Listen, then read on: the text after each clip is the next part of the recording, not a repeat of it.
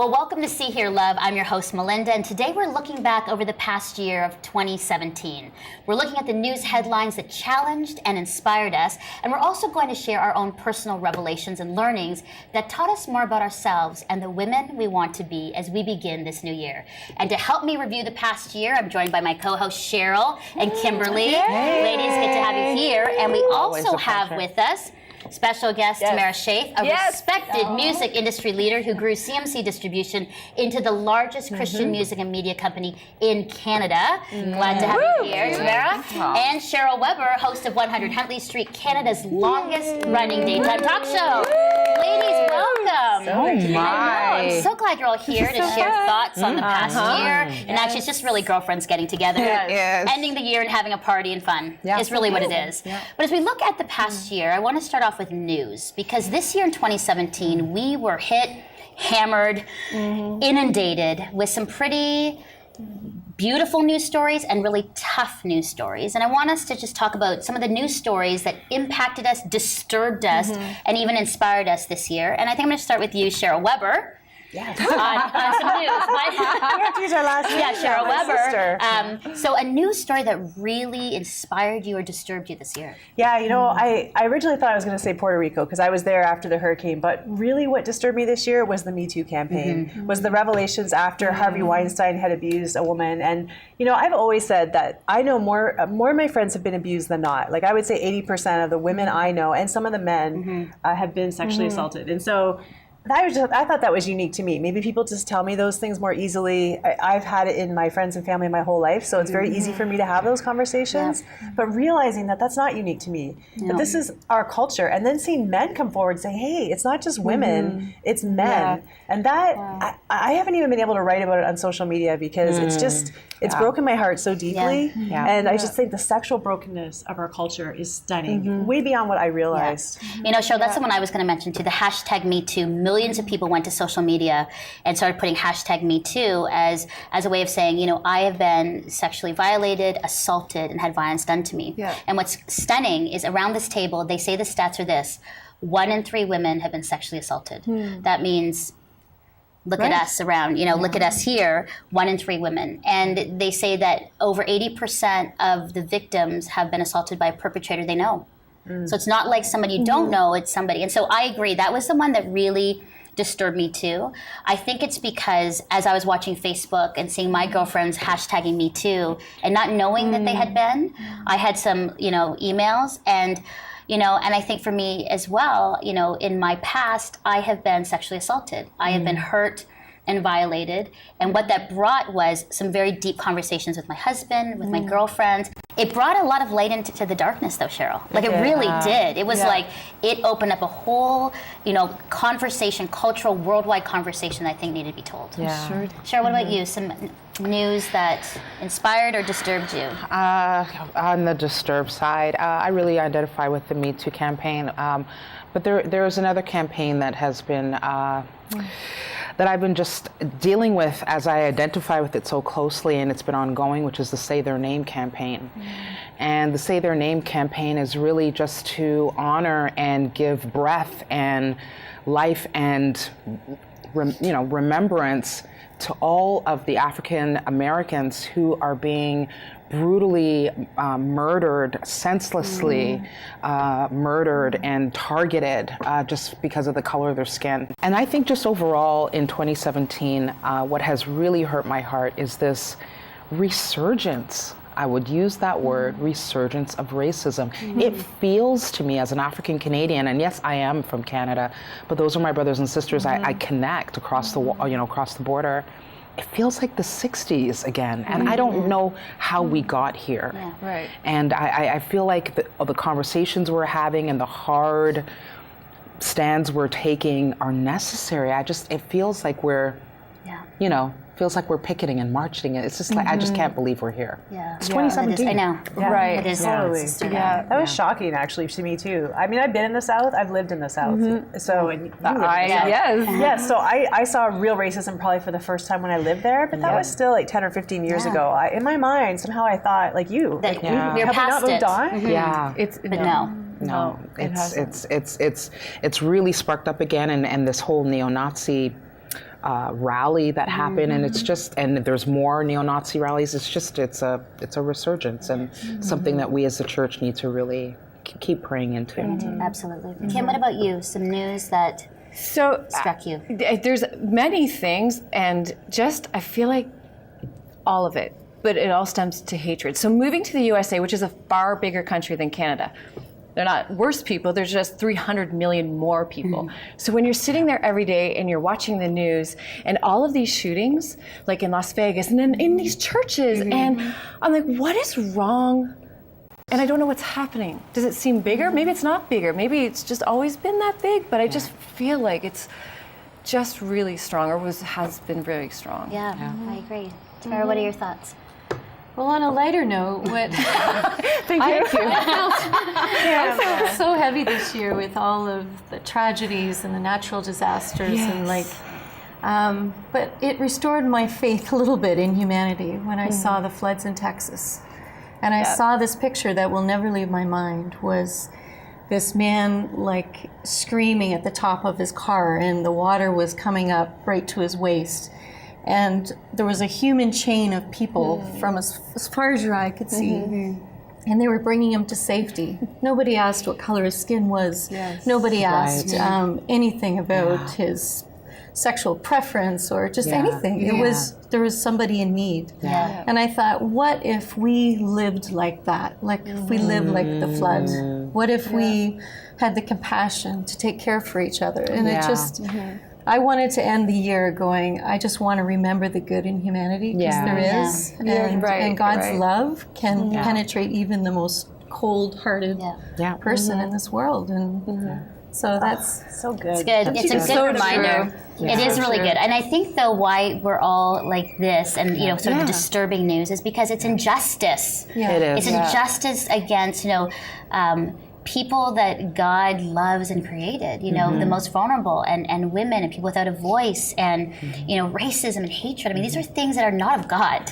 They're things that He despises, and so it just as we're talking, like I was getting a little angry, but then I thought, but then there's a responsibility for me as a Christ follower to then do something, to be a light, to see the goodness in humanity, and also to be that good in humanity as well. Right? And I think those are really important topics that we can't lose in 2018. This isn't going to go away. #MeToo. It shouldn't go away. There needs to be accountability and light, brought into that darkness. And racism and hatred needs to end. And we've got to be that conduit of love for that. Excellent. Really good. And I think that we'll have some blog posts about these as we process this a bit more. From the news, we're now moving to our personal selves as women. And I think the question I want to ask just as my girlfriends, what did you experience personally that helped you become a stronger woman? What are things personally that a person you engaged with, a relationship, a situation that has made you a better woman, a stronger woman? What would you say? Child, that's a good question. That's a good question. What have you gone through? Okay. I think for me, this year has been a real big year for growth. It's been a really successful, however you want to term that, year for me. A lot of doors, ministry doors and platforms, and I see God elevating me. But in the same breath, it's been a very lonely year, which I now wonder if the two naturally go together sometimes. So I've been really learning to find my comfort and my friendship and my joy and my companionship in God. I've been learning that I am enough. I am enough. And I've also been really valuing and re-evaluating sisterhood. I think sometimes when you go through a transition in your life, maybe your circles change or the landscape of your life changes, you realize what you really, really need and what is a lifeline for you. And then you realize like what you can do without. And so there's been there's been this recalibrating of my expectations. That's great. Good. Of That's a big friendship. one. Wow. Yeah, big went one. too deep, I know. No, that's what I do. But every woman needs to do that. There needs to be Yes. every new year. There should be, I think, a recalibration of Yes. friendships, Yes. relationships. You know, how are these ones this year? Yeah. How is it going to be next year with expectations and people I need to connect with, or some maybe that was a season. Yeah. And I think that's important. It's really good. Tamara, what about you personally? What you learned? Personally, for me, it's been about learning to let go.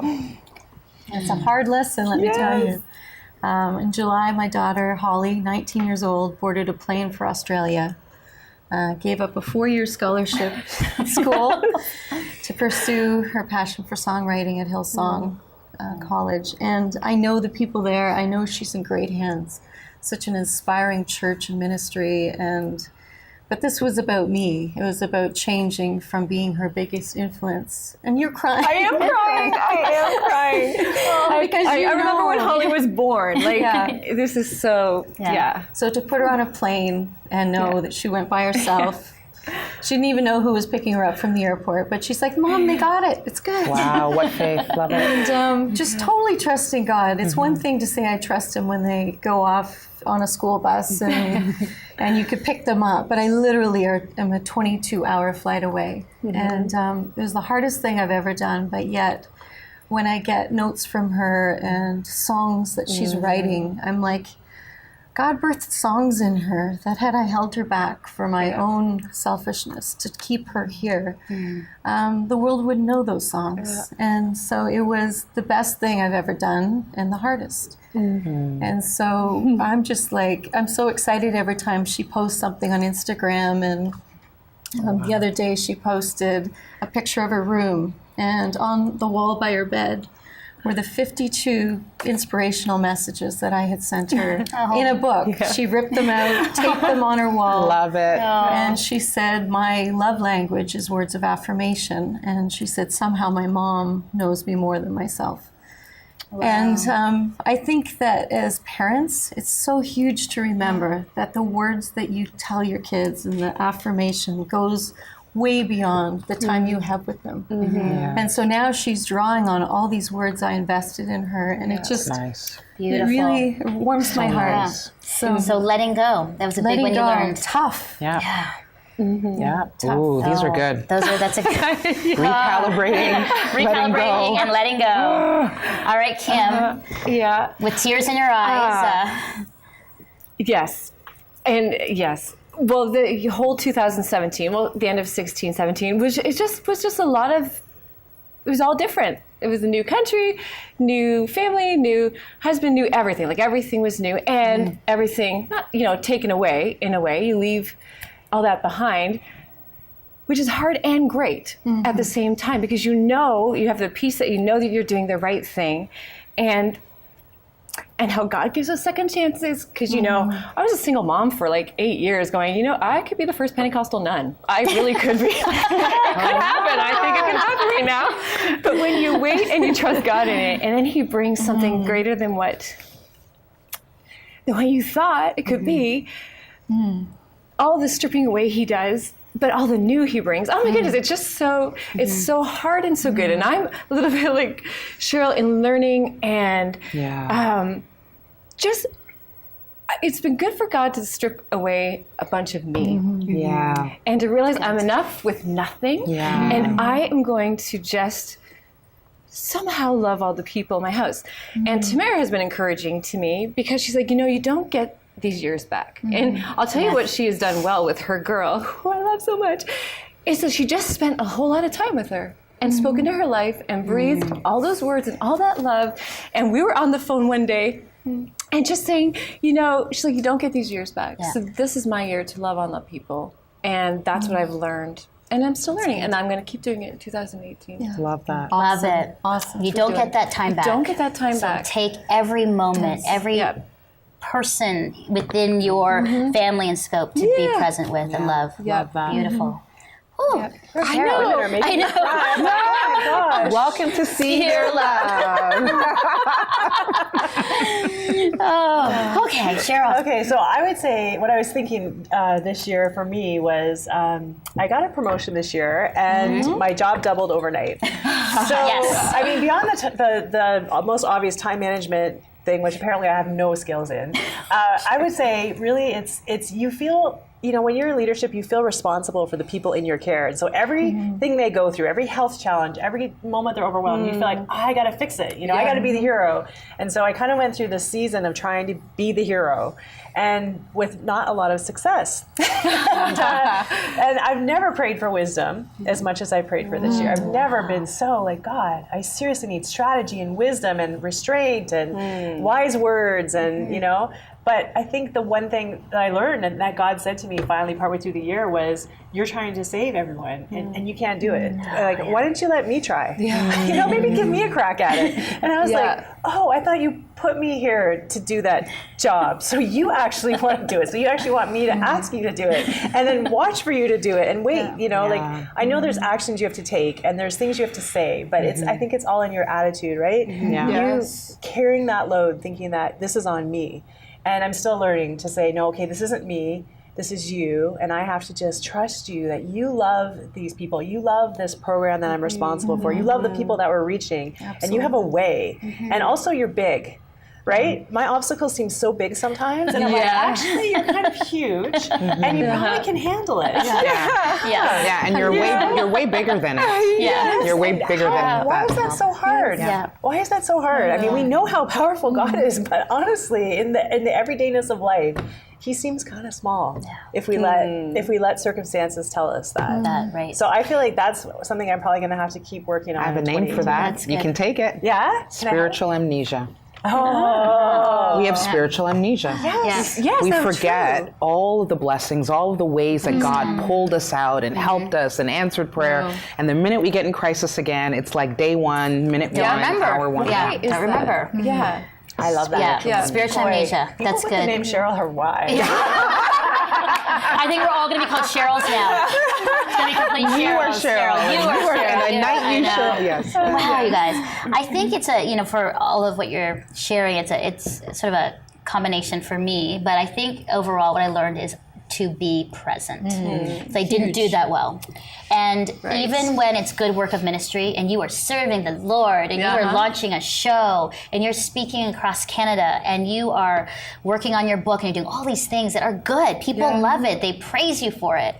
But then those can consume you and you miss actually being present with the people that mean the most, that love you. And I think it's a reflection back that I lost a lot of time with Chris, my husband, on our first year of marriage, with my stepkids, because they were with me, but I was working. They were with me and I was on the phone doing emails. They were with me and I was writing out a script, which is important, but I was actually missing the relationship. And over the last while this year, I've realized, no. It is good work that God has given me, but it's greater work to love the people, my family, that are with me and in front of me. And I'm telling you though, girls, as somebody who, my life's calling, I believe, has been to do this ministry, to do this. That's good. But I don't think that that's the priority or the most when you have family that God has entrusted with you. And especially coming into a blended family, these are the people He's entrusted you with for a time. The kids are in their teens. I'm not going to have them for much longer. I'm going to have to let go. That's right. And so that was a big lesson for me, is to be present. It is hard. I love checking Facebook, Instagram. I love it. I love checking all the time. And so it's funny how the other day I had to put it aside and I was like, this is bad, because I started getting the shakes. I was like, You too? Yeah, put it away. my I was like having a moment. I'm like, okay, something's wrong. I've got to figure this out. So that's a learning from 2017 as I go into 2018. You guys can keep me accountable, as that is something really, really important for us. Thank you for sharing that. So it's we've got letting go, Yeah, We've recalibrate. recalibration, the spiritual amnesia that we have to like break and say, wait a second, God, you're bigger than I am, and then I think for you to, love the people. Love the people you're with. Being present. And being present. I think those are really important. Those are big. Wow, those are big things that we all can learn. Those are almost like New Year's goals, right? Like Really? almost like Yeah. kind of like set the new year with those things in mind. Yeah. On that, nice segue. As we look into 2018, what's our hope? I mean, we've said it, but what are some of our hopes and goals for ourselves, for I mean, this is so big and audacious, the world. What are we hoping that 2018 will look like for us? What are some thoughts? I know, these aren't little questions, these are big questions. Wow. What do you think, Kim? I would hope that we would all see, like Tam said earlier, the goodness in each other and in humanity, because it is there. Mr. Rogers said it, I think. He said, well, Jesus probably said it too, but Jesus or Mr. Rogers. But he said, I remember this quote from him once, just like, my mama always said, look for the helpers. You will always find the helpers. Wow. And if we are the helpers and the people loving the people, I always say that to my kids, you know what, we love the people in our house first, because when we do that well, then we walk out the door. It should just flow from us, right? And I just, I don't know, I'm stuck on that. I'm stuck on that right now. Love the people in your home. That's your mission field. Because then we walk out and we just carry it with us everywhere we go. Good. It's good for 2018. Cheryl, what about you? I want to be wise in 2018. It's funny how when you go through those stretching seasons, like you said, and sometimes it's lonely, sometimes it's hard, that's when God creates something in you that is so beautiful. And I remember like so many times people have said to me, oh, I love this about you. And I'd be like, well, you can have it. But the only way that happens is through pressure and hardship and struggle. And I feel so stretched these days. And I just, what I want out of that is that I'm wiser, more strategic, less reactionary, just listening to the Holy Spirit, working together, and just moving forward in a way that is all Him and less me. Yeah, Wow, that's that's good. huge. So you can check Really on big. me next year. We'll see how I do. Well, we're going to come back again next year. We're going to do a little accountability. Tamara, what about for you? Awesome. Well, for me, it's continuing on the letting go is when you let go of people, you have other capacity in your life. So Derek and I are finding more time for our community, more time for outreach, to be there for people, to be there for friends, that when you're busy raising two girls, like you don't have a lot of extra time. And so being a good steward of that time, I think, is important. And also as I look to maybe getting back into my next career of 20 some years, like I don't feel I'm done, but yet I'm thinking, okay, this next season, I got my university degree just finished this couple months ago, and I'm thinking I'm ready for that next season. All right. And so I love that. It's fun, right? Yeah. I feel like it's a whole new chapter, because being an empty nester, although it sounds sad, could be one of my greatest years could still be ahead of me. Yeah, and that would be the hope. Yeah. Right? That's exciting. Absolutely. Can't wait to hear what you land on. I love it. Cheryl, what about you? Oh, I get like revelations in the weirdest places. So I was like reading this health magazine, and it said that we're, help me, it's like, how much percentage of water? It's like really high. It's like 80%, 90% water. And instantly the Lord said, He just connected the dots. Jesus is living water. And it took me right to the woman of Samaria when He says, if you understood who was before you and the water that I could give you, you would never thirst again. And it just clicked that this year, I don't want to be at the shore. I don't want just to drink. I am spiritually dehydrated, guys. Dehydrated. Yeah. I want the ocean of God. I want to dive deep into the ocean of God.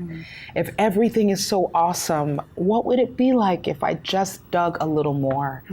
If I'm knowing God on this level, what would my life, how would I change the world if I just dug into God a little more? Good.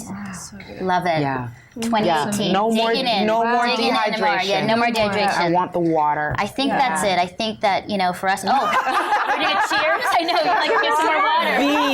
The water.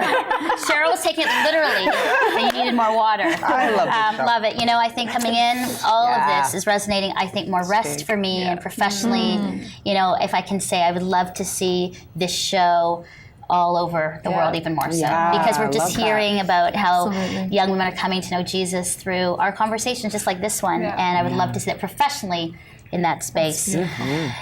Before we end the show, I just want to quickly go into a verse. In every show, we talk about these deep things and we cry and we share, but I always find it's really important to anchor ourselves in the scripture.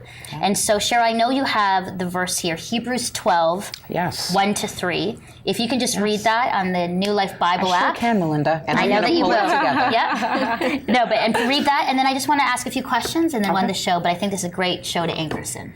Great verse. Okay, Hebrews 12, verses 1-3 in our New Life app reads, "Therefore, since we are surrounded by such a huge crowd of witnesses to the life of faith, let us strip off every weight that slows us down, especially the sin that so easily trips us up. And let us run with endurance the race that God has set before us.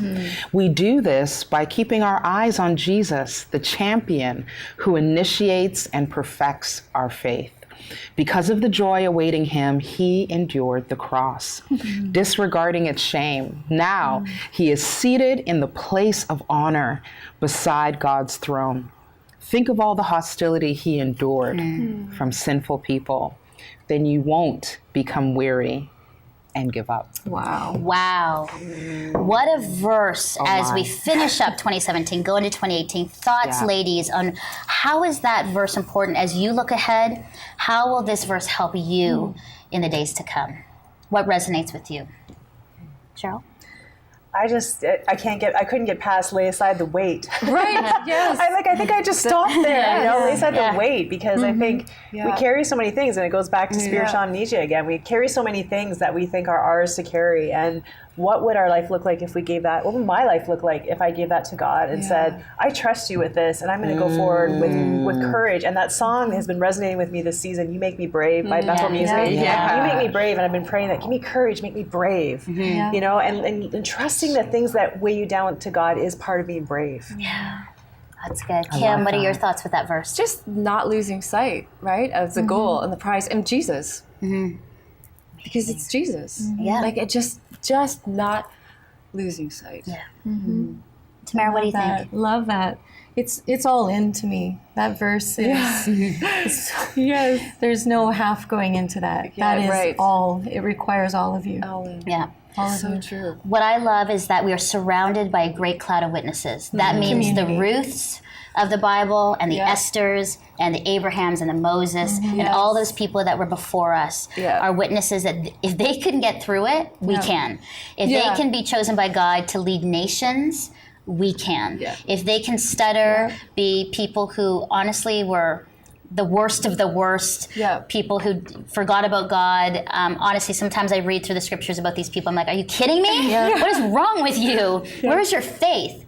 And yet God used them to change the world. And if God can use them and they are a cloud of witnesses, then I know that I can, as Melinda, go forward into the new year. I think by keeping our eyes on Jesus, not on Facebook, not on Instagram, not on BuzzFeed, not on news, but on Jesus and who he is, we will make it. And we will be strong and brave and courageous as we go. And I think that verse is one that it was almost like as I was choosing it, it was like sort of a gift for me, but to you, to read it and remember that we're not alone. And that we've got a guide on how to live and encouragement on that. So that verse just excites me. It's just run that race strong together. You know, as sisters too.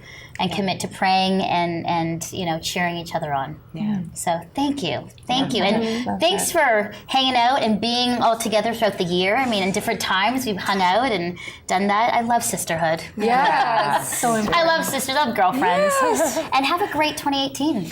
Yeah, you I'll be calling you with some accountability. Like, how's that spiritual amnesia? How's loving? How's letting go? How's recalibrating? How's that ocean that you're digging to? Great. Yay. I will be calling. And to you viewers, I will be calling you. No, I won't be. I'd want to, but thank you for being with us. Thank you for joining us around the kitchen table all through these months and days and this past year. Thank you for your generosity, your emails, and your letters. And from all of us at See Her Love, know that we're cheering you on into the new year. Connect with us online at seeherlove.com, on our Facebook, Instagram, and Twitter. And always remember, as you go into this new year, that you are seen, you are heard, and you are deeply, deeply loved by God. Bye-bye.